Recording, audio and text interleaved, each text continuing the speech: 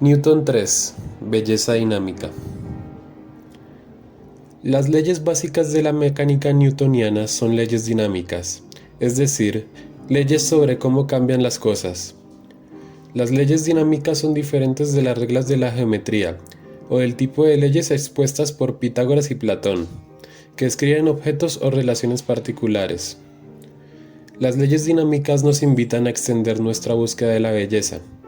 Deberíamos considerar no solo el mundo de lo que es, sino también, y de forma primaria, el mundo mucho más vasto e imaginativo de lo que puede ocurrir. El mundo de la mecánica newtoniana es un mundo de posibilidades. Esta búsqueda expandida descubre oro en la montaña de Newton. Figura 17. La montaña de Newton. Un gran experimento mental. Pero necesitamos un poco de preparación antes de poder visitarla. Tierra contra cosmos. Los predecesores inmediatos de Newton dejaron a la filosofía natural con una gran tarea inacabada. El Sidereus Nuncius, mensajero de las estrellas, de Galileo contiene docenas de sus bocetos de la Luna, tal y como la veía por el primer telescopio astronómico, una lente de aumento 20x de su propia construcción. Los patrones de luz y sombra revelan claramente que la Luna tiene una topografía rugosa, figura 16. Algunos de los llamativos dibujos de Galileo de la Luna telescópica. Mientras Galileo trajo a Tierra las esferas celestiales, Copérnico puso la Tierra en movimiento, como un planeta entre muchos otros, y Kepler halló regularidades precisas de los movimientos planetarios. Aunque aquí no debemos preocuparnos de los detalles, voy a enumerar las 3 leyes de Kepler, de forma que luego pueda suscitar 2 puntos cruciales. 1. La órbita de un planeta es una elipse, con el Sol en un foco. 2. La línea que conecta un planeta al Sol barre áreas iguales en tiempos iguales. 3. El cuadrado del período, es decir, la duración del año del planeta, es proporcional al cubo del eje mayor de la elipse. El primer punto es que estas no son leyes dinámicas, describen relaciones consumadas, no reglas del cambio. El segundo punto es que son reglas sobre el movimiento de los planetas. No tienen nada que decir sobre los movimientos que observamos más cerca de casa.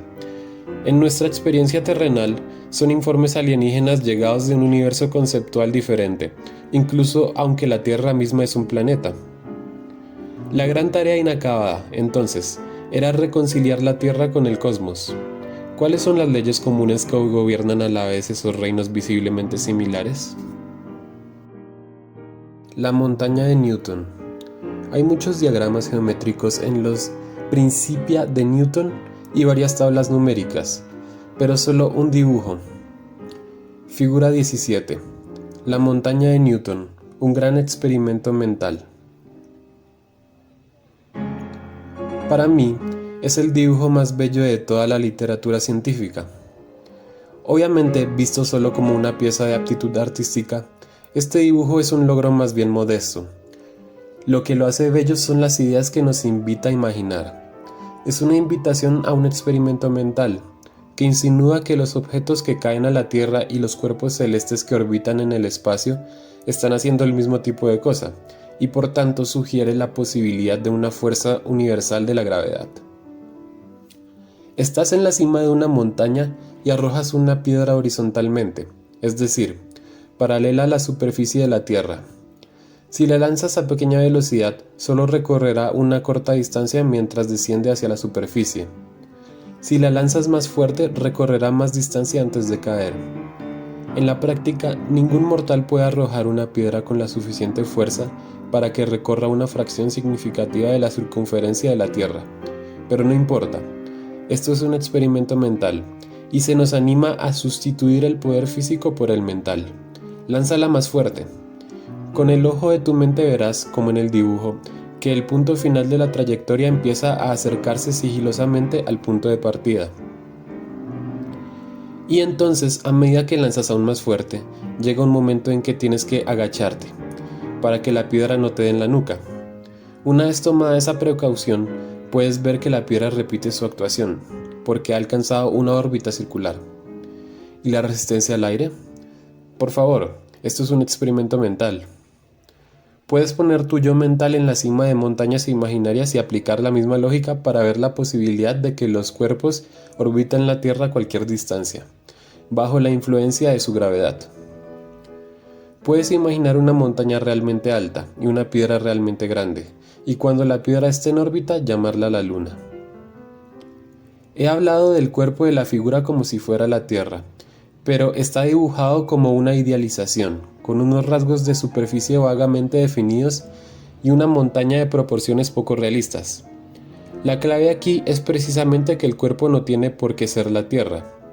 El mismo experimento mental puede aplicarse al Sol y explicar cómo la gravedad del Sol mantiene a los planetas en sus órbitas, o a Júpiter, explicando cómo la gravedad de Júpiter mantiene las lunas galileanas en sus órbitas. La idea de una gravedad universal que actúa entre cuerpos de toda clase lleva este experimento mental mucho más allá de donde nosotros o Newton tenemos derecho a extrapolar el tipo de experiencia diaria. Una piedra que cae al suelo, que nos lanzó a este viaje de la imaginación. Los experimentos mentales no prueban nada, pero pueden indicar caminos fructíferos que merece la pena seguir con una investigación más cuidadosa. Si el resultado imaginado de un experimento mental parece lógico, eso es bueno. Si es bello, eso es mejor aún. Y si obtienes de él más de lo que pusiste, mejor que mejor. La montaña de Newton lo tiene todo. Hay una famosa leyenda que parece surgir de algunos recuerdos improvisados de Newton en su edad provecta, que sostiene que lo que le condujo a pensar en la posibilidad de una gravedad universal fue ver una manzana cayendo al suelo en su casa de Woolsthorpe. En su versión escrita no hay manzana, sino solo esto. Empecé a pensar en la gravedad extendiéndose a la órbita de la Luna, y habiendo hallado cómo estimar la fuerza con que un cuerpo que giraba dentro de una esfera presiona la superficie de la esfera, de la regla de Kepler sobre los tiempos periódicos de los planetas, deduje que las fuerzas que mantienen los planetas en sus órbitas deben ser recíprocamente como los cuadrados de sus distancias a los centros sobre los que giran, y así comparé la fuerza requerida para mantener la Luna en su órbita con la fuerza de la gravedad en la superficie de la Tierra, y hallé que responden muy cerca. Fuera o no su pensamiento estimulado por la caída de una manzana, ese fenómeno en sí mismo no podría dar mucho que pensar. Yo creo que lo más probable es que algo parecido a la montaña de Newton fuera la percepción que convirtió la gravedad universal para Newton en una visión persuasiva. También creo que existe una trayectoria plausible que comienza con el pensamiento de la manzana como un destello de entendimiento y conduce al pensamiento de la montaña como su desarrollo. La idea es simple, pero muy bonita. Si pensamos que la influencia de la Tierra se extiende a la esfera de la Luna mediante la gravedad, como una explicación de la órbita de la Luna, estamos asumiendo una conexión entre dos tipos de movimiento que parecen muy diferentes. La gravedad, observada desde la Tierra mirando manzanas, digamos, es un proceso de caída hacia el centro de la Tierra. El movimiento de la Luna orbitando sobre la Tierra es, a primera vista, algo enteramente distinto. La clave del experimento mental de la montaña, sin embargo, es mostrar que el movimiento orbital es un proceso de caída constante, pero desde el punto de vista de la piedra hacia un objetivo móvil. Y se puede ver en el dibujo que, en cada punto de la órbita circular, la velocidad de la piedra es paralela a la superficie de la Tierra, es decir, es localmente horizontal. Mientras que la curvatura de la órbita cava hacia adentro se va doblando hacia la superficie. Una vez que hemos visto desde nuestro punto de vista en la cima de la montaña que orbitar es una forma de caer, podemos reconectar la Luna a la manzana. El tiempo como dimensión. Incluso los mejores experimentos mentales no prueban nada. Ante nosotros se abre un viaje que conduce desde la visión de la montaña de Newton al tipo de teoría matemática precisa al que él aspiraba. Es un viaje a través de una nueva dimensión, el tiempo, imaginado de nuevo.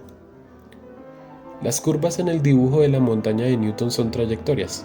Cada una es una colección de puntos ocupados por un cuerpo, nuestra piedra, a tiempos sucesivos.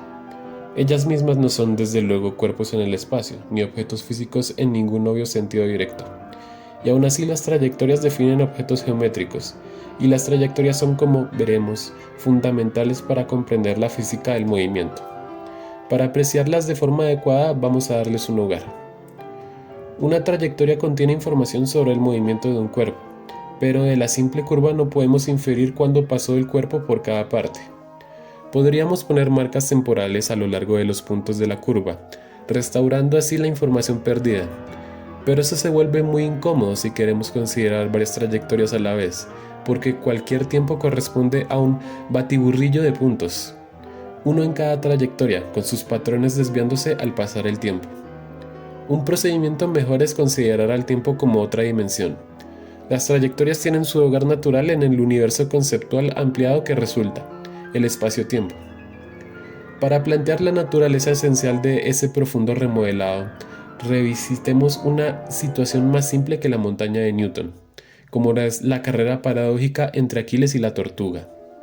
En primer lugar, date cuenta de que, en este cuento, las trayectorias en el espacio no son más que dos líneas rectas parcialmente solapantes, algo no muy informativo. Ascendiendo al punto de vista del espacio-tiempo, podemos remirar la carrera entre Aquiles y la tortuga de un modo que haga más justicia a su carrera, y por extensión, al movimiento en general.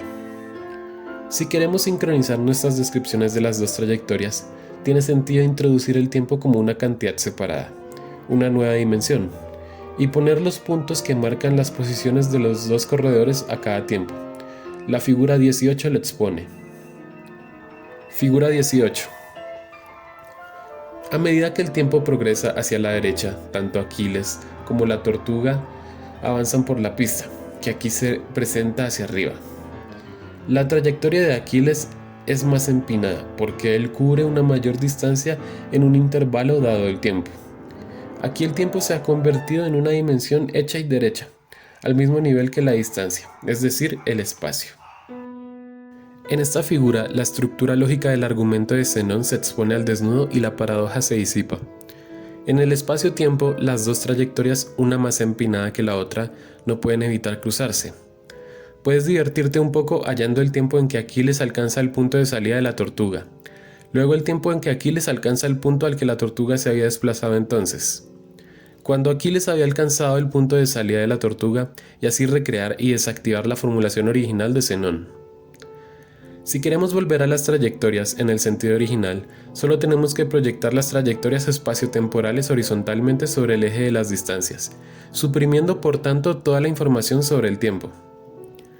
Las trayectorias de la montaña de Newton ya están dibujadas en el espacio tridimensional, así que sus versiones espaciotemporales tendrán que vivir en 3 dimensiones.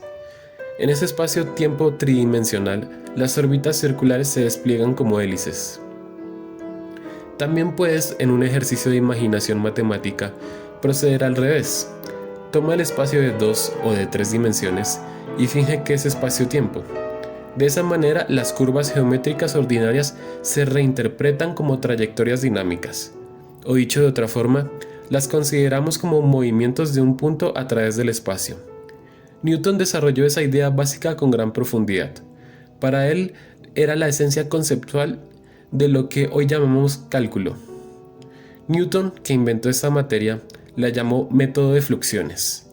Según este método, las curvas y otros objetos matemáticos no se consideran objetos completados, sino entidades construidas a lo largo del tiempo, mediante cambios suaves en sus componentes infinitesimales.